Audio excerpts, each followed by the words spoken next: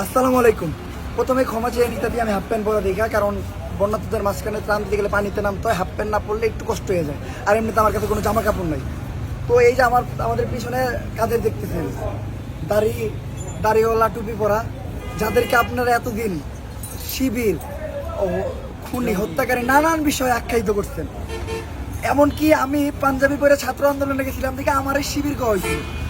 তো এই যে বন্যায় ফেনীতে আসছি বন্যা দিতে, আজকে আমরা 5 দিন, আমরা এই যে এই দুর্দিনে কারা আগে আসলো? আপনাদের সেই শিবির, যাদেরকে সন্ত্রাসী কইতেন বা যাদেরকে এতদিন বাংলাদেশে হত্যাকারী করে মানে জঙ্গিবাদ এগুলাকে আখ্যায়িত করা হয়তো, আজকে তারাই কিন্তু আগে আইছে। হ্যাঁ, এনাদের যারা আছে, আমরা নাহলে কন্টেন্ট ক্রিয়েটর বা আপনারা যারা ত্রাণ নিয়ে আসতেছেন, এক একজন এক একটা প্রতিষ্ঠানের মালিক বা মনে করেন বড় বড় জায়গার থেকে অনেক টাকা করে কামান, একজন এটা দিতে ওনারা ভাই আপনার কে কি কাজ করেন মসজিদে? আমরা জানি একজনের মসজিদের ইমামের স্যালারি কত হয়।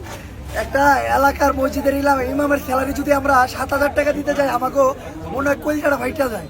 তো এই স্যালারি নিয়ে তারা ফান্ডিং করে বা নিজেদের কাছ থেকে টাকা দিয়া নিজেদের অর্থায়নে এই যে ত্রাণ দিতে আসছে, এটা কাদের জন্য? শুধুমাত্র মানবতার খাতিরে। আর আরেকটা বিষয় যেটা বলতেই হয়, হ্যাঁ, আপনারা বলতেছেন যে এই দুর্দিনে হুজুররা কই গেল? হুজুরদেরকে আমরা খুঁজে পাইতাছি না ভাই। হুজুররা ট্রাক ভাড়া কইরা 20 জন 25 জন মিলা ওই ক্যামেরা ধরে ভিডিও করতে করতে ব্লগ বানাইতে হয় না। হুজুররা এই দুর্যোগে ব্লগ বানাইতে হয় না। আপনি হুজুর করে দেখবেন কেমনে? বাংলাদেশের কয়টা হুজুরের বড় বড় পেজ আছে? কয়টা হুজুর ভিডিও টিকটকে ভিডিও দেয়? তাইলে হুজুরকে আপনারা দেখবেন কোন দিকা? আমার করে দেন কি লেগা? আমরা আপডেট দেই, নিউজ দেই, ভিডিও বানাই, এটা করি নানান কন্টেন্ট ক্রিয়েটর আহে, দেখবেন কি তাদের পেজে 38টা 39টা 40টা ভিডিও হয়ে গেছে। আপনারা ভাবতেছেন তারা আসছে ত্রাণ দিতে হয়, তা করে দেখতেছেন। মানে কথায় আছে না, যেটা দেখা যায় সেটাই বিক্রি হয়। একটা কথা আছে, হুজুররা যদি আজকে ব্লগ করতো, হুজুররা যদি একটা মিউজিক লাগাইতো ব্যাকগ্রাউন্ডে, হুজুররা যদি এই যে বইরে এমনি ভিডিও করতে করতে ব্লগ করতে করতে আইতো, হুজুররা যদি একজনের টান দিত, 5 জন ছবি তুলতো, হুজুররা যদি ক্যাপশন লাগতো, তাইলে আজকে আপনারা হুজুররাও মানে ওই যে দেখতে পাইতেন। আপনারা অনেকে কমেন্ট করতেন যে এই দুর্দিনে আপনারা আগে গেলেন, ওই সেই আমাদের হুজুররা যারা ওই যে ওই আর্টিস্ট করতে গেছিল, ওই যারা ওই যে এই আন্দোলন এটা করতে গেছিল, ওটা করতে গেছিল। আমি ওই আজকে এই জন্য শুধু ভিডিওটা করলাম এই কারণে যে হুজুরদেরকে আমি দেখাই দিলাম আমাদের বাংলাদেশে মাদ্রাসার স্টুডেন্টরা এমনভাবে অবহেলিত, এইটা মানা যায় না। আমাদের আন্দোলনে শুধু কি আমরা এই যে সিভিল স্টুডেন্টরা জয়েন করে দিলাম? আমরা কি স্কুলের স্টুডেন্টরা জয়েন করে দিলাম? আমরা কি খালি ভারতীয় স্টুডেন্টরা জয়েন করে দিলাম? মাদ্রাসার স্টুডেন্টদের অবদান কই গেল? কেউ বলছে একবার? কোন টিভি মিডিয়া প্রচার করতে পারে নাই? আমি টিভি মিডিয়ার কথা করুন কি, আমি নিজেই প্রচার করিনি। কারণ কি জানেন, ওই টাইমে আমরা করতে পারি নাই। হ্যাঁ, তো আমি চাই যে আপনারা ওই যে যারা এই ধারণা রাখেন না যে হুজুররা এই দিনে মানুষের পাশে নাই, তারা নিজের ধারণাটা ভাঙেন। এই ফেনীতে আসেন, নোয়াখালীতে আসেন, লক্ষ্মীপুরে হুজুররা হিন্দু দেখলে আরো বেশি, একজন সনাতনী দেখলে পারলে দান 2 লাখ করে পটলা দিয়ে দিতেছে।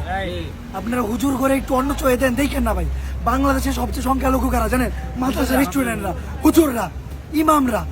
বাংলাদেশে ওই যে এখন কি নিয়ে আন্দোলন হয়? আনসার নিয়ে আন্দোলন হয়, হুজুরকে নিয়ে আন্দোলন হওয়া উচিত। আমি জোর দাবি করুম, আপনারা দয়া করে ওনাদের আলাদা চোখে দেখেন না। মাদ্রাসার স্টুডেন্টরা যা করছে আমাদের এই কোটা আন্দোলনে, এখনো যা করছে আপনারা একটু আইসা দেন। আমি মনে করি আমি এক জায়গায় ত্রাণ দিতে গেলে 10টা সাধারণ মানুষ দেখলে 4টাই থাকে টুপি পরা, পাঞ্জাবি পরা হুজুর। কোনো মাদ্রাসার দিকে আসছে, কোনো ইসলামী সংস্থার দিকে আসে। তো দয়া করে তাদের অন্য চোখে না দেখে তাদের পাশে দাঁড়ান। এইটা সময়, স্বাধীন বাংলাদেশে ওনাদের স্বাধীনতাটা দেন। আসসালামু আলাইকুম। আপনারা যদি কিছু বলতে চান বলতে পারেন। আলহামদুলিল্লাহ, আমরা আজকে মসজিদের ইমাম খতিব যারা আছি, আমরা শুধু ঢাকা থেকে বৈষম্যের শিকার। আজকে আমরা হুজুরদেরকে পরিপূর্ণভাবে মূল্যায়ন করা হচ্ছে না। আজকে ওলামায়ে দেওবন্দ সহ আকাবারে দেওবন্দ ওলামায়ে ইকরাম একেবারে স্বাধীনতার পূর্ব লগ্ন থেকে বাংলাদেশ সহ মানব জাতির এই ক্লান্তি লগ্নে যেভাবে সামনে দাঁড়িয়েছে, যে কোনো বিপদে তারা সবার আগে ওলামায়ে ইকরাম সামনের সারিতে অগ্রসর ছিল। আজকে ওলামায়ে ইকরাম মিডিয়াতে তাদের চেহারাগুলা না থাকার কারণে আজকে আমরা বৈষম্যের শিকার।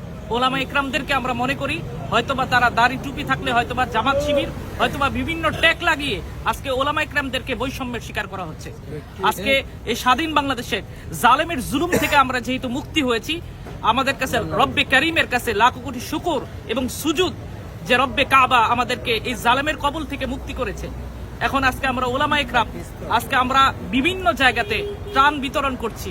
আজকে আমরা ওলামা ইকরাম যে কোনো বিপদের সবার আগে সামনের সারি থেকে ওলামা ইকরাম সহযোগিতা করতেছে। কিন্তু আজকে মিডিয়াতে আমাদের প্রচার না থাকার কারণে, মিডিয়াগুলো আমাদের সামনে না আসার কারণে আজকে আমরা বিভিন্নভাবে মানুষের কাছে, মানুষের সঠিক দৃষ্টিতে আমরা আজকে পড়তেছি না।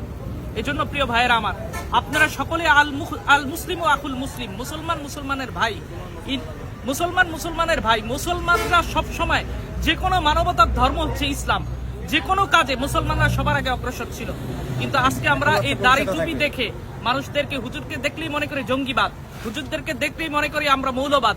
এই বিষয়গুলো থেকে, এই আকীদা থেকে, এই বিশ্বাস থেকে, এই মনোবল থেকে যদি আমরা ফিরে আসতে পারি, আশা করা যায় এই হুজুররা বাংলাদেশের বাহিরের কেউ না, আমরা এদেরকে নিয়েই বাংলাদেশ। আমরা যে সমস্ত ওলামা ইকরাম একসাথে ঐক্যবদ্ধ হয়ে দেশের মানুষকে নিয়ে, জনগণকে সামনে নিয়ে একভাবে ঐক্যভাবে চলতে পারি, আমার এই সোনার বাংলাদেশ সুফলাভাবে, সুন্দরভাবে এক সোনার সত্যিকার অর্থে বাংলাদেশে রূপান্তরিত হবে। আমার প্রিয় ইউটিউবার ভাইকে আমি ধন্যবাদ জানাই। আজকে আমাদের নূরে মদিনা মানব কল্যাণ সংস্থা সহ আজকে আমি মুন্সিগঞ্জ থেকে এবং ঢাকা থেকে আমাদের মসজিদের ইমাম খতিব যারা আছে, আমরা এখানে আসছি নূরে মদিনা মানব কল্যাণ সংস্থার উদ্যোগে। আজকে আমরা ওলামা ইকরামরে এই দুর্দিনে সবার আগে সামনে ছিলাম, কিন্তু আজকে বিভিন্ন মিডিয়াগুলা আমাদের কাছ থেকে মুখ ফিরিয়ে নিয়েছে। এই বিষয়গুলা যদি আমরা সামনের দিকে অগ্রসর থাকি, তুলে ধরতাম, তাহলে আজকে আমরা হুজুর এই বৈষম্যের শিকার হতাম না। আমার এই প্রিয় ভাইরা আন্তরিকভাবে আমি মুবারকবাদ জানাই। তিনি আমাদেরকে সুদূর থেকে, আমরাও আসছি, তারাও আসছি, কিন্তু আমাদেরকে ডেকে নিয়ে যেভাবে উনি আন্তরিকতার সাথে, মহব্বতের সামনে আজকে মিডিয়ার সামনে তুলে ধরেছেন, এজন্য আমার প্রিয় ভাইকে আমি অন্তঃস্থল থেকে মুবারকবাদ জানাচ্ছি। বাংলাদেশের প্রত্যেকটা মিডিয়ার কাছে আমি রিকোয়েস্ট করতেছি, আপনারা দয়া করে আমাদের হুজুরদের কাজগুলো দেখেন, প্রত্যেকটা কাজে ওনাদের পাবেন, অংশগ্রহণ পাবেন। আপনারা দয়া করে ওনাদের একটু হাইলাইট করেন। আর কন্টেন্ট ক্রিয়েটর যারা আছে, আমি সবাই কইতেছি, আপনারা তো এত মানুষের কাছে যান, দয়া করে আমাদের মাদ্রাসার থেকে যারা যায়, হুজুর যারা যায়, তাদেরকে একটু হাইলাইট করেন, এটা আমার রিকোয়েস্ট। আর আমি হাফ প্যান্ট পরা আছি, বেদবি মাপ নেবেন, আমি আসলে কোনো আমরা শর্ট কাপড় চলে দিই, এই জন্য একটু আমরা রিকোয়েস্ট করলাম, আর সবাই একটু ক্ষমা দৃষ্টি দিবেন। আসসালামু আলাইকুম।